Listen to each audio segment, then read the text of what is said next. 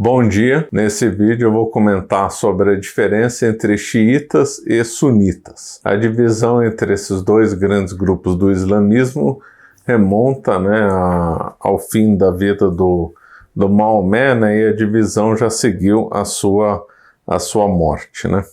Um dos últimos discursos do Maomé, Maomé disse, abre aspas, de quem quer que eu seja mestre, Ali é seu mestre. Ali era o genro de Maomé, e a palavra que Maomé disse foi Maula. Só que Maula no islamismo tem mais de 20 sentidos em árabe, tem mais de 20 sentidos, então pode ser entendido como líder de uma família, líder de um grupo ou líder geral. E aí começou a complicação, porque os xiitas dizem que Maomé então nomeou como seu sucessor o Ali, seu genro.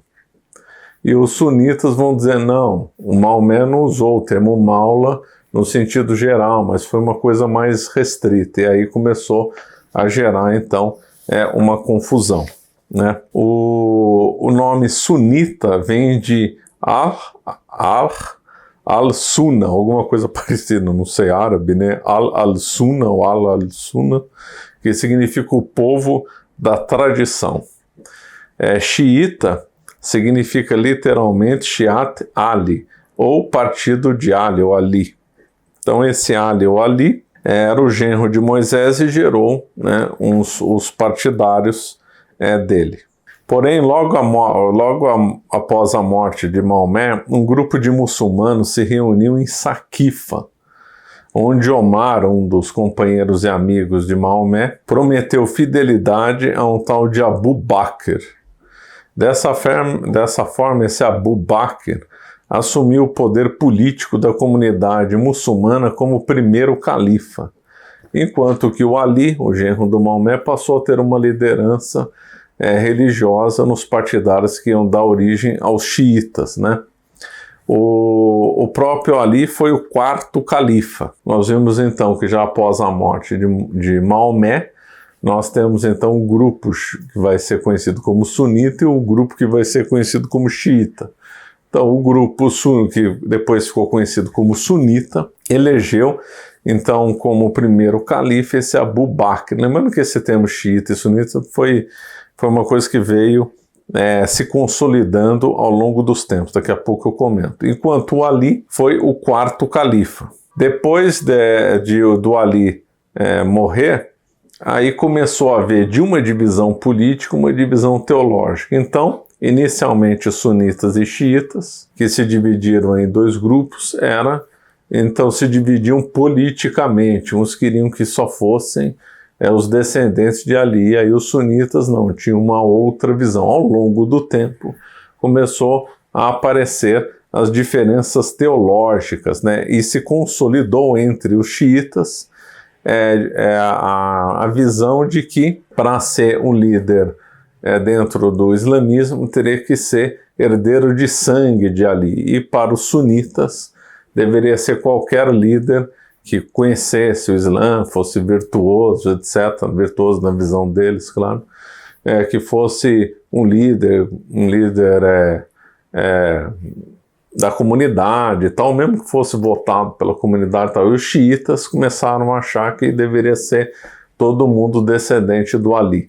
Ao longo da história, isso aí teve várias facções, vários grupos ao longo da história que envolveu impérios. Então teve a divergência entre o Império Otomano e os Safávidas, teve entre os Seljúcidas e Fatimidas, e essa divisão que nós temos hoje foi influenciada pelo Wahhabismo do Wahhabismo do século XVIII, e depois pelo advento do Ayatollah Khomeini na Revolução Islâmica de 1979. Então, essa divisão que surgiu logo após a morte de Maomé, que não era tão clara, já que o Ali foi, na verdade, o quarto califa. Então ele atendeu tanto aos interesses dos partidários dele, futuro xiita, como sunitas. Só que depois esses xiitas interpretaram que os outros 3 califas que foram eleitos antes do Ali tinham sido usurpadores, então tentando recriar uma linha que seria Maomé Ali, e aí os descendentes de sangue de Ali. Os sunitas não vêm por esse lado, reconhecem até o Ali como um dos califas, mas que não haveria a necessidade de seguir os herdeiros de sangue de Ali, né? Então, começou com visões políticas diferentes e acabaram tendo, então, visões teológicas diferentes. Teve até o Império Otomano, era sunita, o Império Safávida era ligado aos xiitas, e assim na história as coisas vão mudando. Quando vem o wahhabismo no século XVIII, a coisa se complica mais, já que o wahhabismo surgiu na Arábia Saudita, é o principal movimento religioso na Arábia Saudita dentro dos sunitas, né? Na Arábia Saudita, esse wahhabismo é mais fundamentalista, é mais radical no sentido de seguir a lei islâmica, né?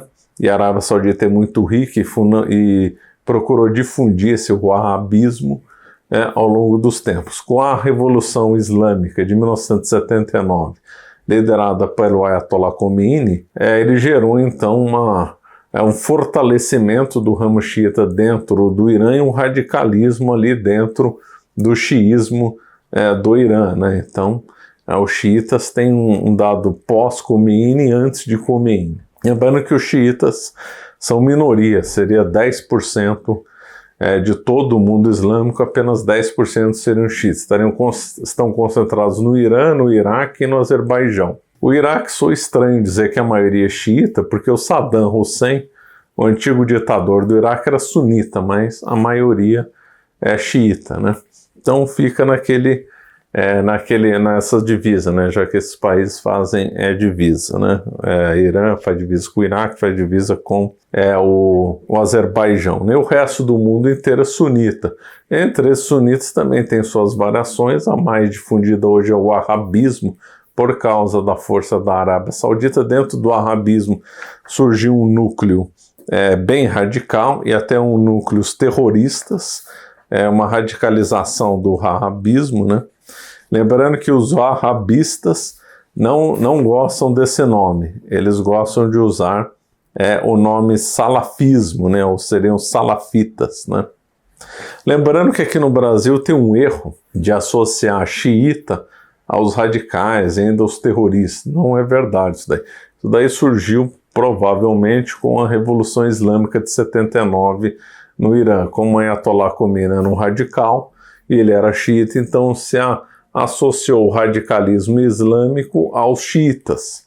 Só que isso aí não é verdade. Embora haja o Hezbollah, que é radical e joga mísseis, joga foguetes lá contra Israel e quer a destruição de Israel, o próprio Irã também quer a destruição de Israel, não grandes movimentos sunitas que também são extremamente radicais e terroristas, como o Hamas, por exemplo. O Hamas é wahhabista e sunita, o Talibã é sunita, então não tem sentido nenhum dizer que xiita é sinônimo de radical. Isso não é verdade. Dentro do grupo sunita, nós temos então os radicais, esses dois exemplos. O Hamas, que é terrorista, assassino, inclusive agora se provou que eles de fato mataram bebês, né, dentro de um kibbutz, quer dizer, uma coisa horripilante, uma coisa horrorosa, assassina, uma coisa que não tem nem palavras para dizer. E aí vem os engraçadinhos ainda da esquerda, ligados a partidos extremistas aqui no Brasil, dizer que o Hamas estava só se defendendo, que foi um ato de defesa, matar bebê, quer dizer, uma coisa completamente sem sentido. O pessoal ainda insiste, dizendo que eles não são terroristas, estavam agindo em defesa, quer dizer, uma coisa delirante. Até onde vai a cegueira, o fanatismo dessa turma em defender um movimento terrorista assassino como o Hamas. Está havendo vários protestos no mundo, Estados Unidos, França, Alemanha, Austrália.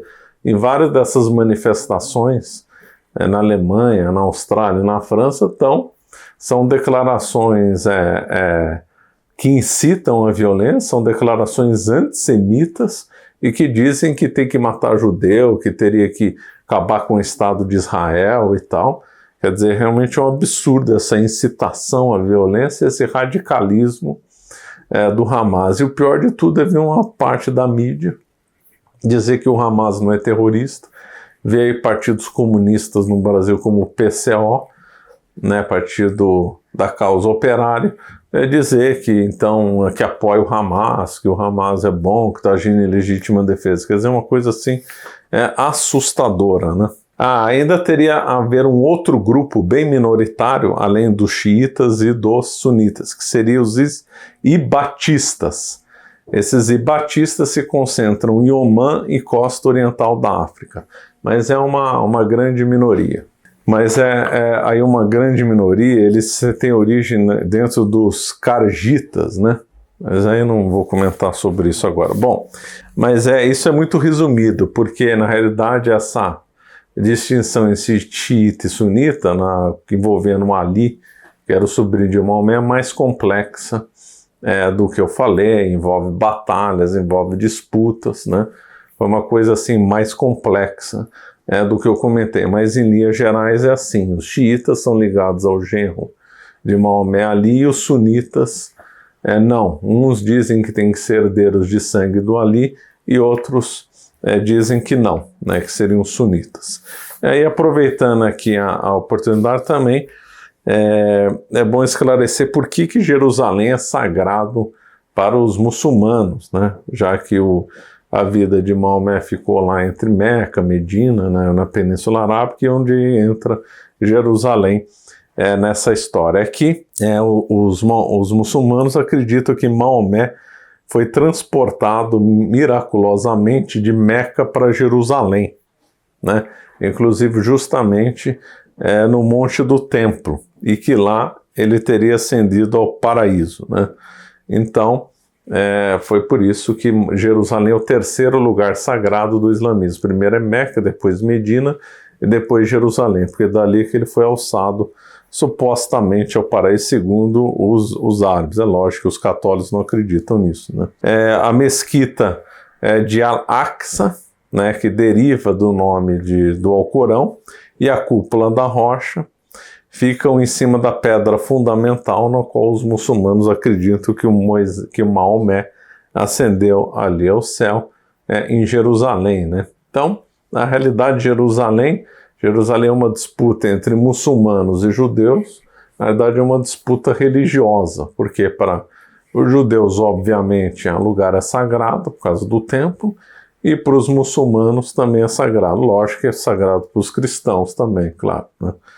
Então, por isso que tem essa disputa. Na realidade, a luta entre judeus e muçulmanos é uma luta religiosa, né? Como a mídia é obcecada pelo marxismo, e obcecada por questões econômicas, né, e também por questões políticas, então fica falando que há disputas políticas, disputas econômicas e tal, mas isso é meia verdade. Lógico que tem isso, mas a grande luta que tem entre judeus e muçulmanos é uma luta aí religiosa, né?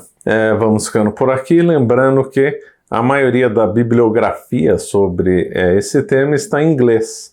E se você não sabe inglês, você tem que aprender logo, porque isso é importante para o seu trabalho, para viagem, para leitura. Então não perca mais tempo, faça o curso BWay do Jonas Bressan. Meu filho faz, está gostando bastante. Não perca mais tempo, aprenda logo inglês para ter uma farta bibliografia em inglês, e é muito importante para viagem e para trabalho. Também, você que está assistindo e gosta aí do nosso material e gostaria de nos apoiar, entre em contato pelo e-mail que está no link da descrição, caso tenha interesse em patrocinar o podcast, o meu podcast, né? Caravelas, ou mesmo aí o canal, fazer aí uma parceria, você que é empresário ou empreendedor aí do ramo digital. Então o link está na descrição. Bom, vamos ficando por aqui. Obrigado pela atenção.